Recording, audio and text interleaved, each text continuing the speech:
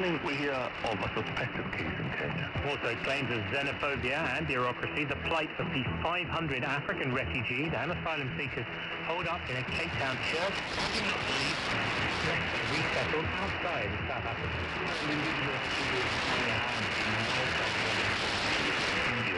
But now it's African treaters lending a hand to introduce restrictions in South Asia.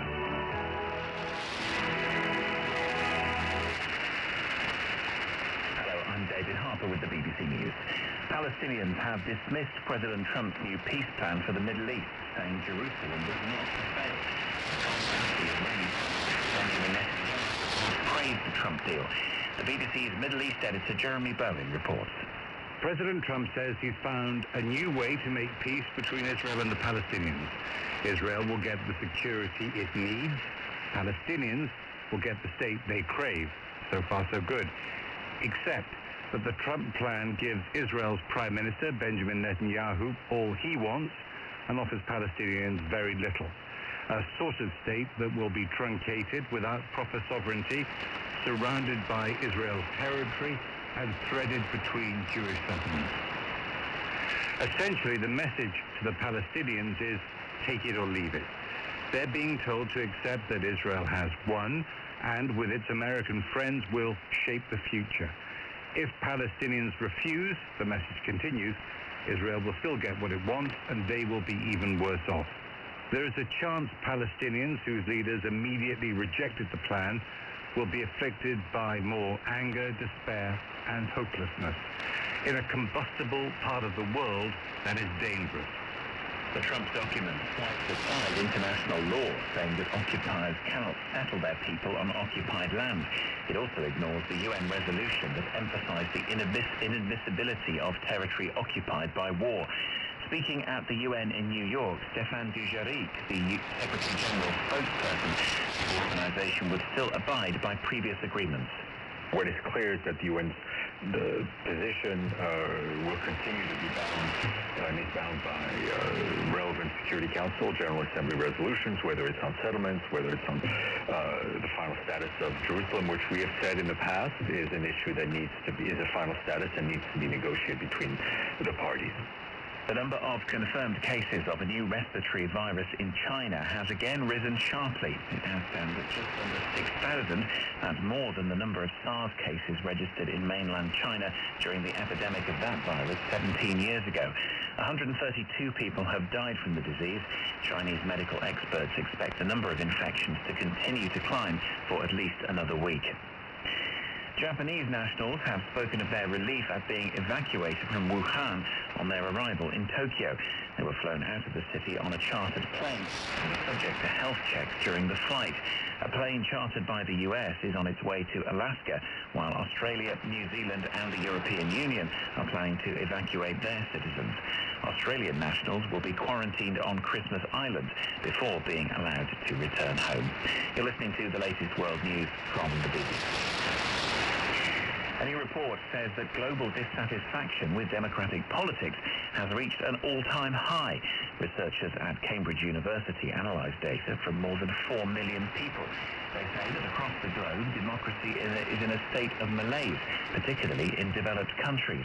In Britain, Australia, Brazil, Mexico and the US, discontent has risen from a third to a half of all citizens over the past 30 years.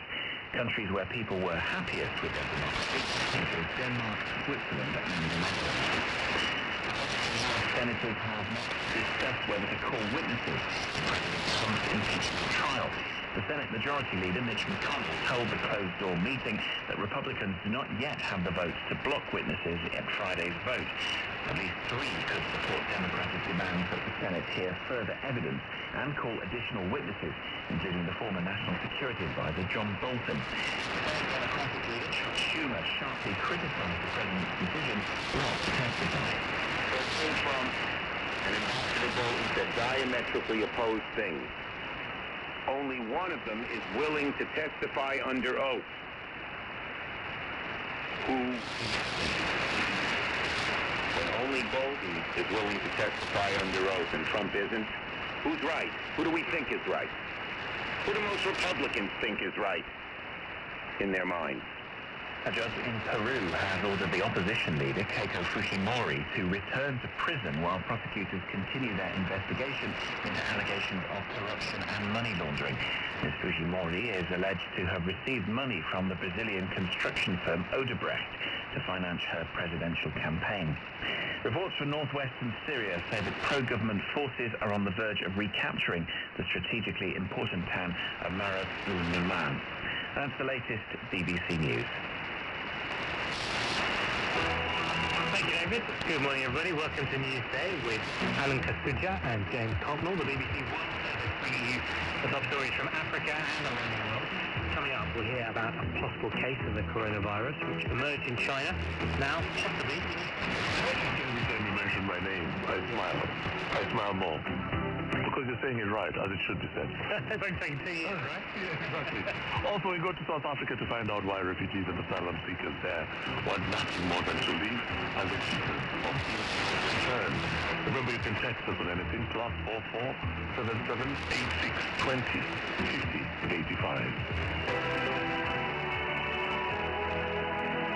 We started now with President Donald Trump outlining his Middle East peace plan, a strategy to bring together Palestinians and Israelis in what's being promoted as the deal of the century. Standing alongside the Israeli Prime Minister Benjamin Netanyahu at the White House, Mr. Trump said Jerusalem would be the undivided capital of Israel. My vision presents a win-win opportunity for both sides, a realistic two-state solution that resolves the risks of Palestinian statehood to Israel's security. Today, Israel has taken a giant step toward peace. Yesterday, Prime Minister Netanyahu informed me that he is willing to endorse the vision as the basis for negotiations. I will say the general also endorsed it very strongly. With the Palestinians, a historic breakthrough. Mr. Trump asked Palestinians to meet the challenges of a peaceful coexistence. He said the plan will double their territory. Palestinians will be uprooted. But he also warned that it might be the last chance Palestinians will have to gain true independence. For their part, Palestinian leaders were not present at the White House launch, having earlier rejected Mr. Trump's proposal, citing bias in favor of Israel. In a televised address from Ramallah, the Palestinian president, Mahmoud Abbas, reinforced the rejection of the proposal. He said no Palestinian would ever accept the terms of the deal. Our position has not changed. They have been asking us to wait in order to hear the details. What to hear? Jerusalem has gone. Can we accept a state without Jerusalem? Impossible. It is impossible for any Palestinian, Arab, Muslim, or even Christian child to accept such nonsense. A Palestinian activist, joining us on the line this morning from Ramallah. Thanks so much for talking to Newsday. Are you there? One of the many rejecting this deal?